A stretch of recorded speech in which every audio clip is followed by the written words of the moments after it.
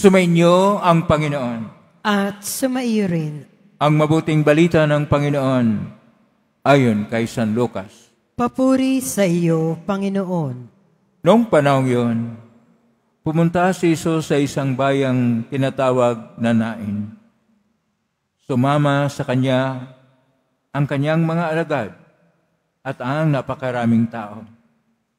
Nang malapit na siya sa pintuan ng bayan, nasa lubong niya ang libing ng kaisa-isang anak na lalaki ng isang babaeng balo.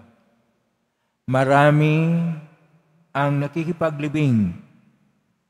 Nahabag ang Panginoon nang makita ang ina ng namatay at sinabi sa kanya, "Huwag kang tumangis."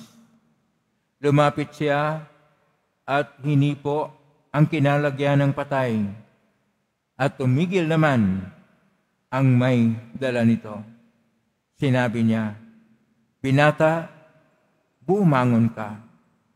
Naupo ito at nagsalita, at siya'y ibinigay ni Jesus sa kanyang ina. Sinidla ng takot ang lahat, at sila'y nagpuri sa Diyos. Sabi nila, "Dumating sa atin ang isang dakilang propeta.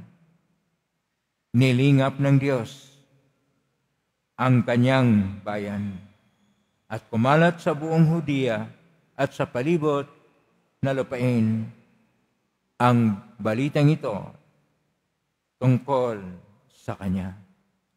Ang mabuting balita ng Panginoon. Pinupuri ka namin, Panginoong Hesus Kristo.